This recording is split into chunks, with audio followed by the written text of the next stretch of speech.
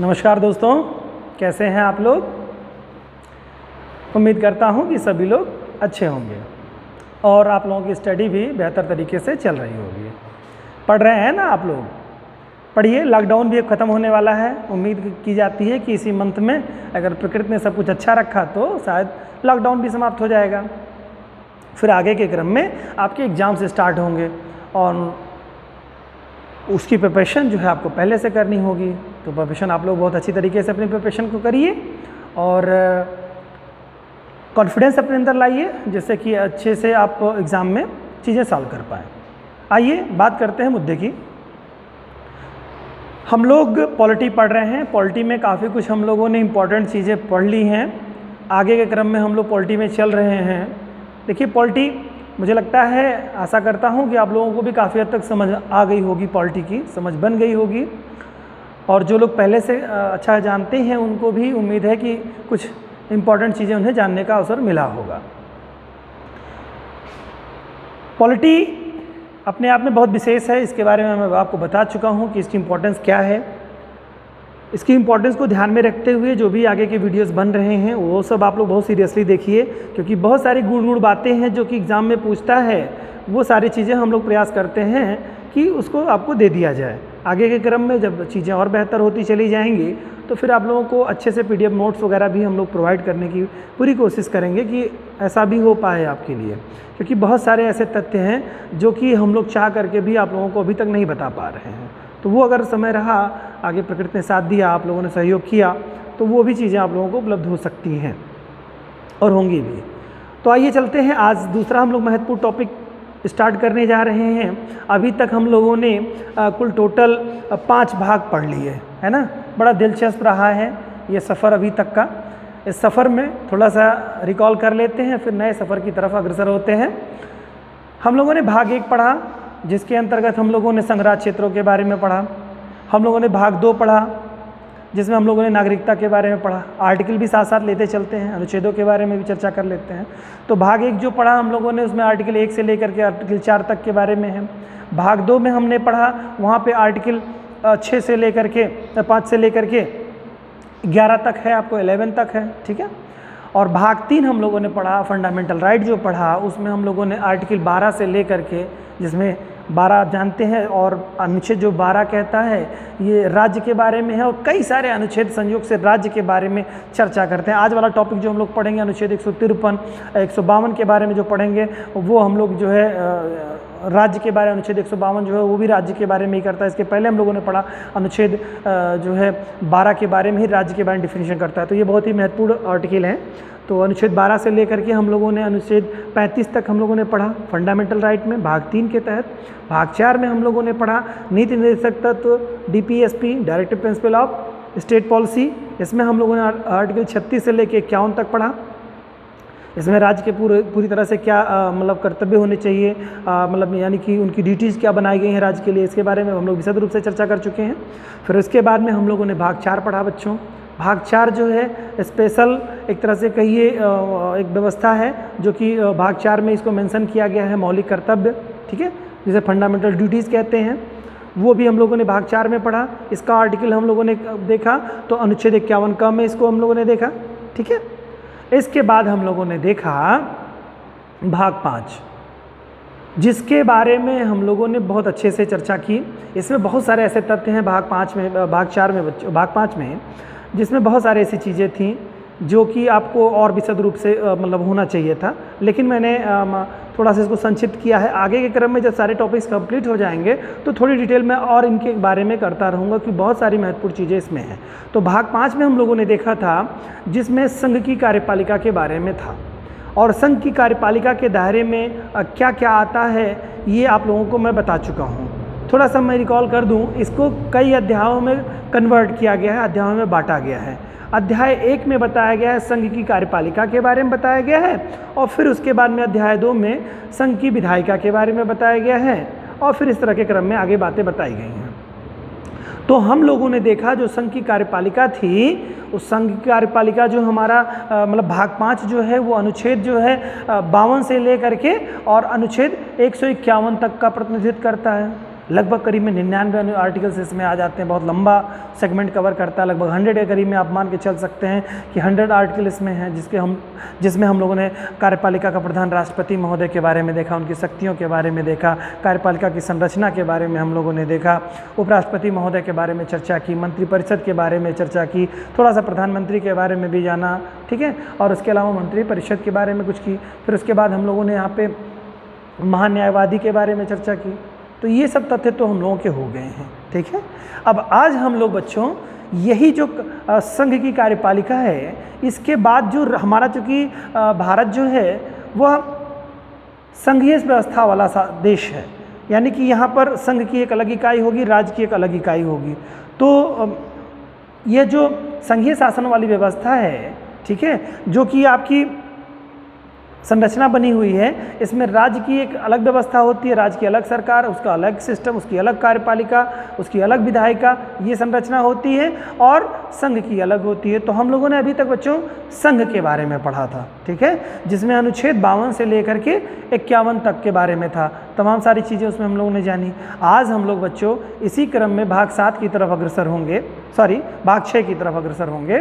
भाग 6 में आज हम लोग राज्य की कार्यपालिका पढ़ेंगे। राज्य की कार्यपालिका में हम लोग देखेंगे कि संघ की जो संरचना थी कमोबेश वैसे ही राज्य की कार्यपालिका है। राज्य की कार्यपालिका जो है वह भाग 6 में इसके बारे में विवरण दिया गया है।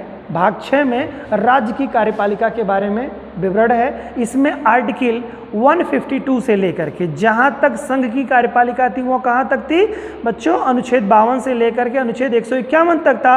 151 के बाद का जो शुरू होता है वो किसके बारे में शुरू होता है, राज्य की कार्यपालिका के बारे में शुरू होता है। तो राज्य की कार्यपालिका 152 से लेकर के 237 तक का आर्टिकल इसके अंतर्गत आपका आता है। यह भी एक बहुत लंबा हिस्सा कवर कर रहा है। सभी राज्यों की कार्यपालिका, जितने राज्यों में राज्य हैं हमारे पास, वर्तमान समय में 28 राज्य हैं, ठीक है, और 9 केंद्र शासित प्रदेशों की संख्या हो चुकी है। आगे चल करके बहुत सारे समय के साथ परिवर्तन फेरबदल होते रहेंगे आपको। फिर उसमें कुछ देखते हैं केंद्र शासित प्रदेशों की संख्या संयुक्त करने पे घट भी गई है, तो वो संख्या घटती और बढ़ती रहती है। बहरहाल ये तो एक करंट अफेयर का एक विषय आज की डेट में, जैसे संरचना, जैसे जम्मू एंड कश्मीर देखिए, लद्दाख है, वो है, फिर उसके बाद दादर नागर हवेली को संयुक्त करके एक कर दिया गया। तो ये सब तमाम सारी चीज़ें जिसको आप अपडेट करते रहेंगे। हम लोग यहाँ अवधारणात्मक समझ के साथ में करंट अफेयर को ध्यान में रखते हुए चीज़ों पे चर्चा करेंगे, ठीक है। थोड़ा आप भी अपडेट रहेंगे और बाकी मूल चीज़ें जो आपको कॉन्सेप्ट बेस दिमाग में होना चाहिए उस पर हम लोग बात करेंगे, ठीक है। तो अनुच्छेद 152 से लेकर के बच्चों अनुच्छेद 237 तक जो है संघ की कार्यपालिका के बारे में है। तो देखिए जो संघ की कार्यपालिका है बच्चों, वह संघ की कार्यपालिका राज्य की जो कार्यपालिका से बिल्कुल मेलजोल करती हुई व्यवस्थाएं हैं। जैसे अभी तक हम लोगों ने संघ में डिटेल में देखा संघ की कार्यपालिका कैसे अपना कार्य करती है। तो संघ की कार्यपालिका का जो प्रधान होते थे वो कौन होते थे, आदरणीय राष्ट्रपति महोदय हुआ करते थे। उसी तरह से राज्य की कार्यपालिका का जो प्रधान होंगे वो कौन होंगे, राज्यपाल महोदय होंगे, ठीक है। उसके बाद आप लोग देखेंगे कि राष्ट्रपति अपनी शक्तियों का प्रयोग के लिए क्या सिस्टम उसको बनाया गया था कि वो अपनी बातों को, राय को मानने के लिए जो है मंत्रिमंडल की सलाह मानने के लिए एक तरह से कहिए बाध्य होंगे, उसी के हिसाब से करेंगे। कमोबेश स्थिति यहाँ पर भी वही है, आपकी राज्यों के राज्यपाल की स्थिति भी होती है, लेकिन कुछ राज्यपाल का पद कुछ थोड़ा सा अलग है, थोड़ी बहुत कुछ मामलों में। बाकी लगभग करीब में कार्यपालिका जो शक्ति राष्ट्रपति महोदय के पास है वही लगभग कमोबेश शक्ति जो है राज्यपाल महोदय के पास भी है। आइए एक एक बिंदु को थोड़ा थोड़ा देखते हैं और चर्चा करते हैं। थोड़ी सी इसके पहले इसकी हम चर्चा स्टार्ट करें इन बिंदुओं पे, थोड़ा सा और एक आध तथ्य हम आपको बताना चाहते हैं।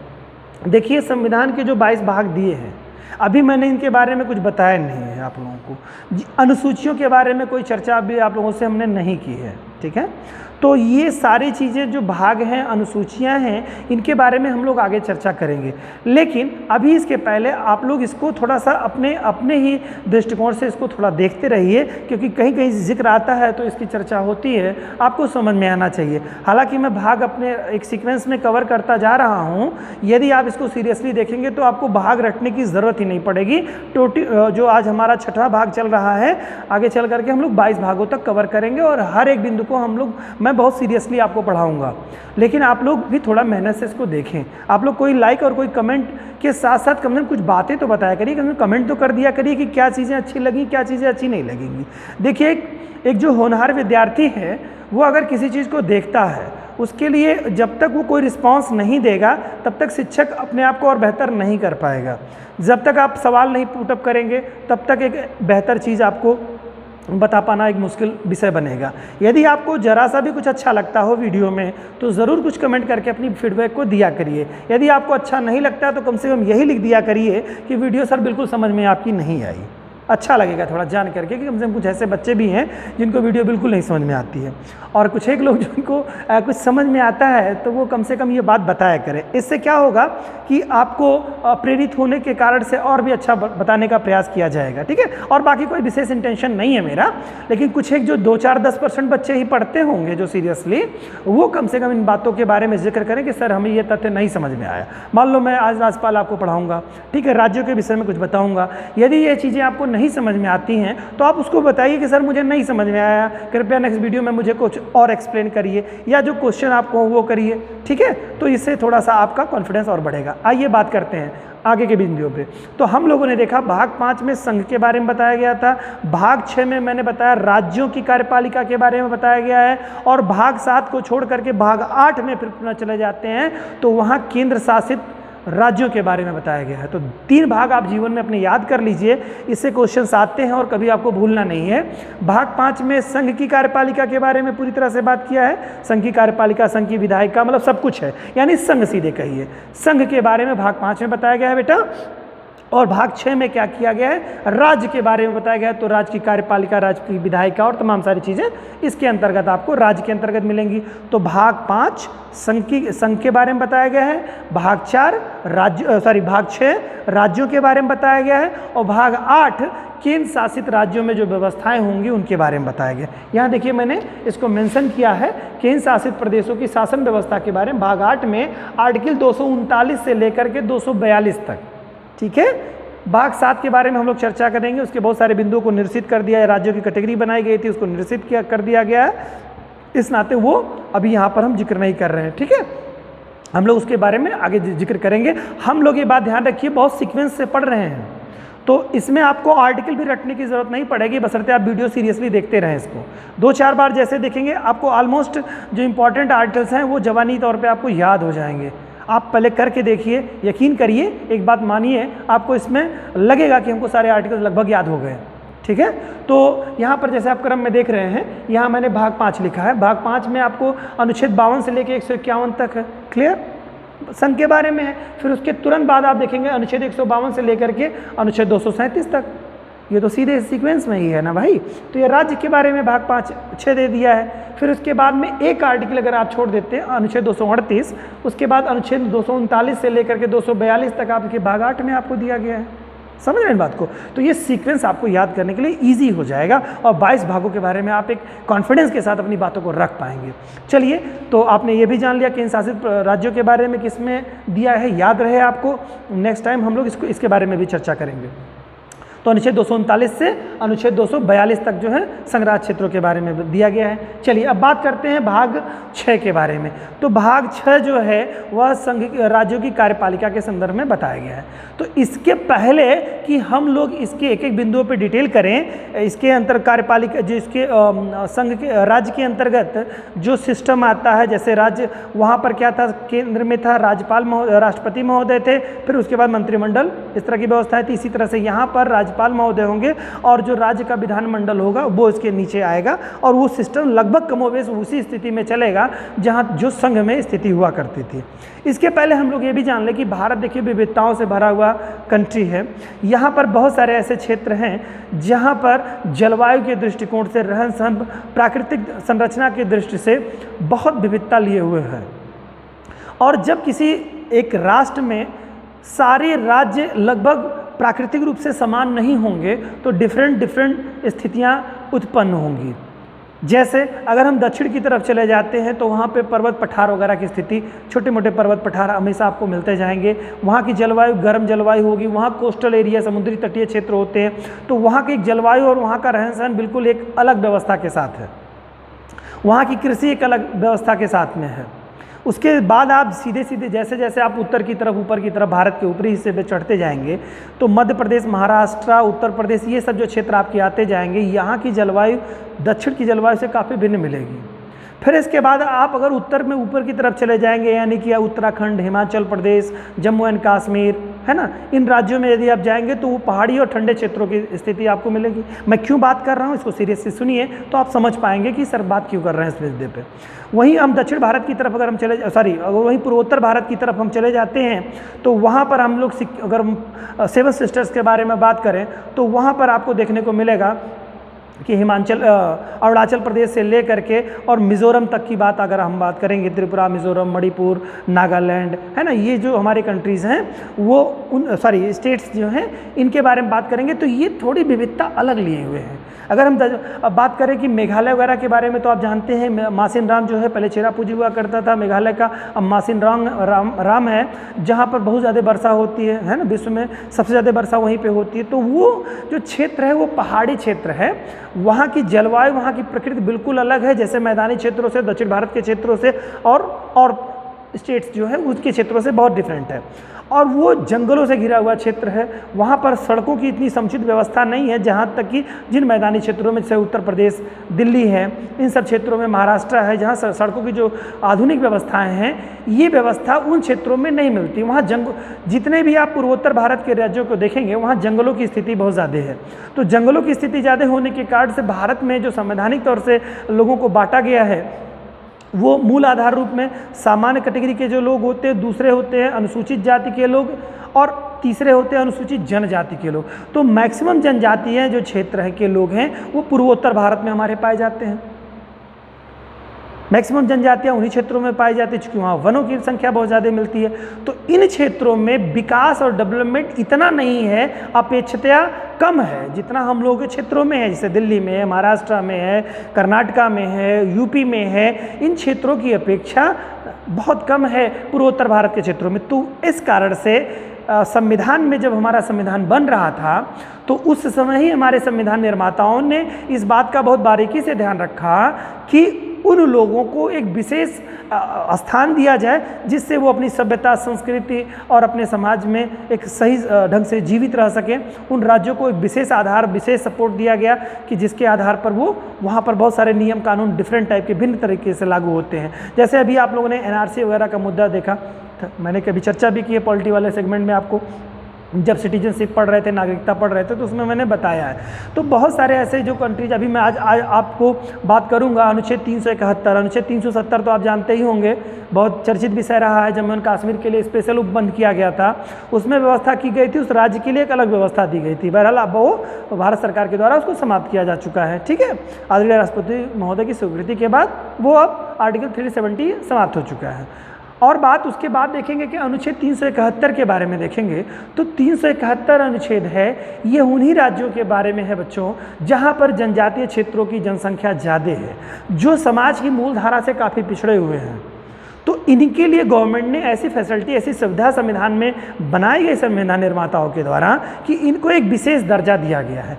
अब ये कुल टोटल आप संख्या देखेंगे तो 9 आपके स्टेट्स मिलेंगे जिनमें आपको मिलेगा, मैं अनुच्छेद 70 से लेकर 71 से लेकर के 10 की संख्या मिलेगी इनकी, और आपको देखेंगे और झ तक मिलेगा, आई तक, है ना, आई 10 संख्या कुल टोटल मिलेगी आपको अनुच्छेद 371 से लेकर, यानी कि आर्टिकल आप अभी इतना समझिए, मैं आगे भी डिटेल करूंगा।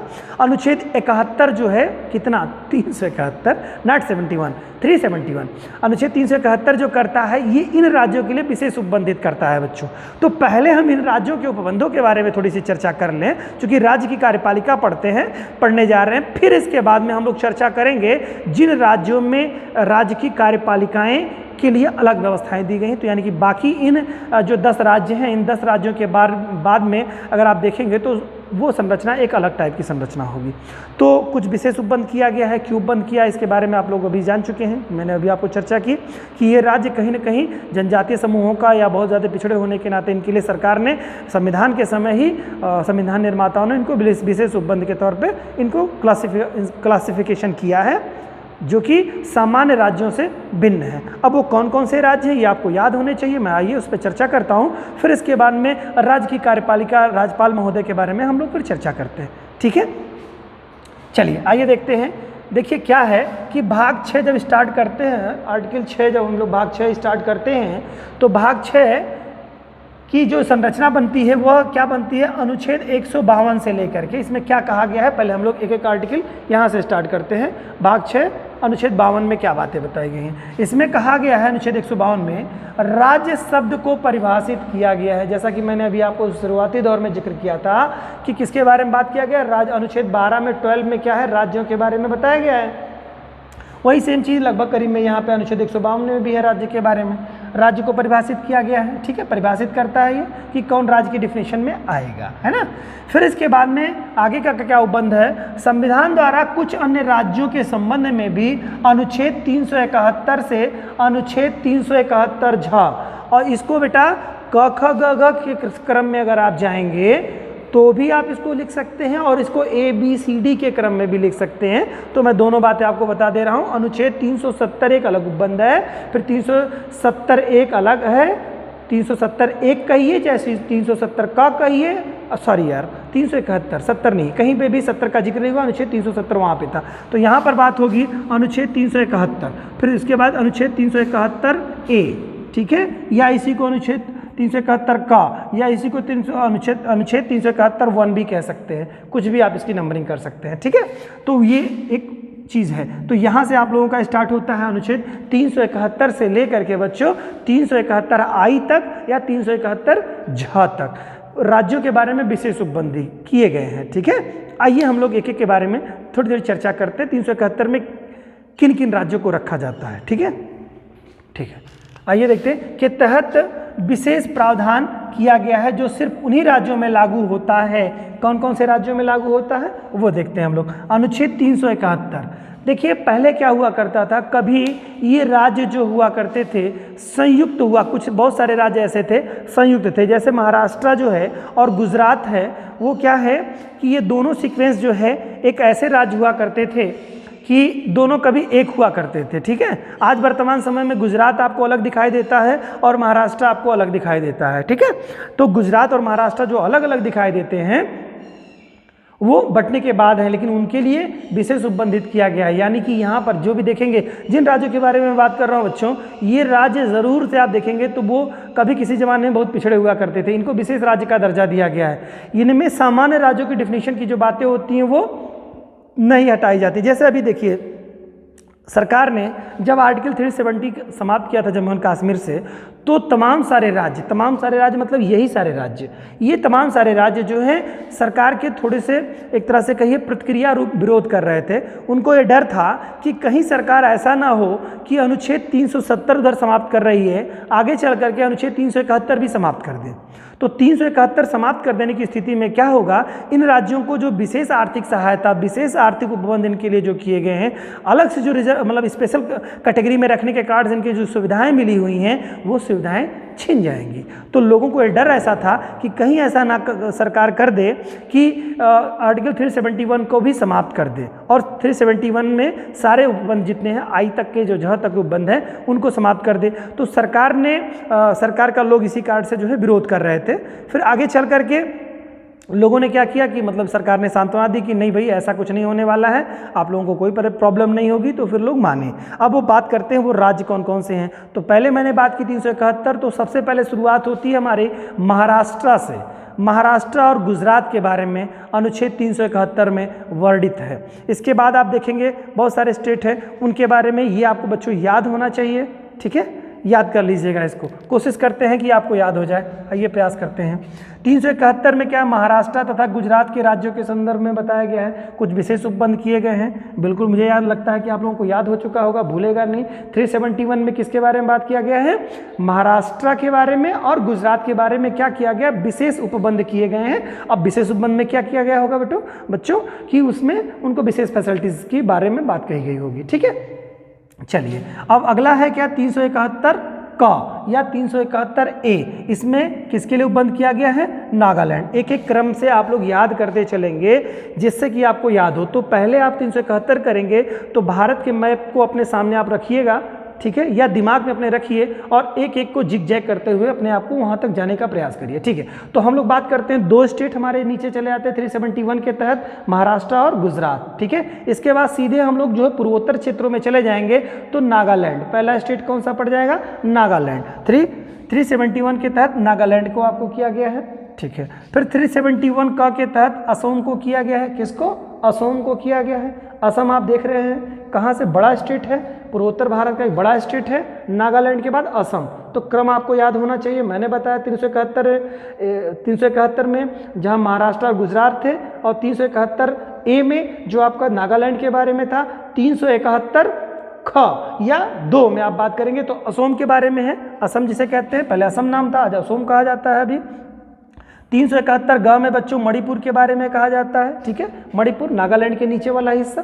फिर आप जाएंगे, फिर वहाँ से क्या करेंगे आप, यहाँ से अगर भारत को मैप यहाँ मान लें तो हम लोगों ने यहाँ पहले 371 को देखा, फिर नागालैंड की तरफ चले गए, फिर नागालैंड से असम की तरफ आए, फिर असम के बाद फिर हम लोग नागालैंड के नीचे मणिपुर की तरफ जाएंगे। ये क्रम है, भूलता है थोड़ा सा, आपको ज़बानी याद होगा तो आप थोड़ा सा जनजातियों के बारे में या इस तरह से स्पेशल कैटेगरी के राज्यों के बारे में आपको याद होगा, ये थोड़ा प्रयास कर रहा था मैं। 371 ग में आप देखेंगे तो मणिपुर के बारे में था। ठीक है, 371 घ और अंगा के बारे में अगर बात करेंगे तो दोनों क्षेत्र मिला करके पढ़े जाते हैं। और ये किनके बारे में बंधित किया गया है, ये आंध्र प्रदेश के बारे में बंधित किया गया है। ठीक है, आंध्र प्रदेश को विशेष राज्य के तौर पे उसमें देखा जाता था, हालांकि उसके बाद में इसको क्या किया गया, राज्य का बंटवारा हो गया। तेलंगाना जो राज्य क्षेत्र था पहले, वो क्या हो गया, अभी स्टेट बन चुका है तेलंगाना। ठीक है, तो इसके बारे में ही उल्लेख इसमें किया गया है, किसमें, अनुच्छेद 371 घ और अंगा में। ठीक है, यानी कि अनुच्छेद इसको आप कहेंगे तो डी और ई कहेंगे। ठीक है, डी में बताया गया है। फिर अगला है बच्चों, तो ये क्रम कहाँ से देखिए, कहाँ से आ गए हम, मणिपुर से सीधे चले आए नीचे की तरफ, कहाँ चले आए, नीचे की तरफ, आंध्र प्रदेश की तरफ। क्रम यहाँ से ऐसे आप इसको याद रखेंगे, फिर यहाँ, फिर यहाँ, फिर उसके बाद यहाँ, फिर इसके बाद यहाँ आ रहे हैं हम लोग, ऐसे क्रम में ध्यान रखिएगा तो आपको याद हो जाएगा।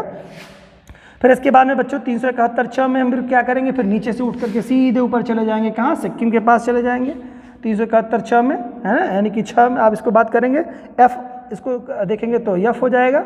ठीक है, सी एफ इसको कहेंगे। ठीक है, एफ में चला जाएगा। ठीक है, तो अब बात करते हैं सिक्किम की 371 छ या 371 एफ में जो है सिक्किम के बारे में है, और 371 छ में जो है जी में मिजोरम के बारे में। ठीक है, मिजोरम, त्रिपुरा देख रहे हैं आप लोग पूर्वोत्तर भारत के क्षेत्रों में। ठीक है, मिजोरम के बारे में आप देखेंगे। फिर इसके बाद में आपका 371 ज जो है वह अरुणाचल प्रदेश का प्रतिनिधित्व करता है, ऊपर की तरफ एकदम से, जो एकदम उत्तर पूर्वोत्तर भारत में है हमारा वो स्टेट अरुणाचल प्रदेश। और 371 झ में हम देखेंगे तो गोवा के बारे में बात करता है, महाराष्ट्र के नीचे वाला छोटा सा, सबसे सुंदर सा, प्यारा सा, उसके राज्य के बारे में हम लोग देखेंगे।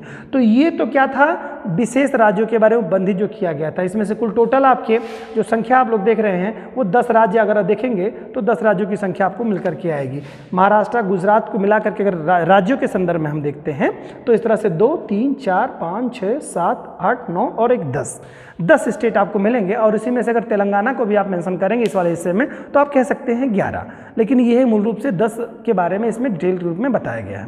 तो ये जो राज्य है यहाँ पर जो व्यवस्था होगी वो थोड़ी सी डिफर होगी और जगहों की अपेक्षा से। ठीक है, तो ये राज्य अनुच्छेद 371 में क्या क्या विवरण दिया गया था इसके बारे में हो गया था। अब आइए हम लोग बात करते हैं आदरणीय अपने राज्यपाल महोदय के बारे में। ठीक है, अब संघ की कार्यपालिका अपने कार्यों का संचालन किस रूप में करती है, तो ये तो आज का इसमें रहा, फिर आगे इसी क्रम में हम लोग आगे भी देखते हैं। ठीक है, ठीक है।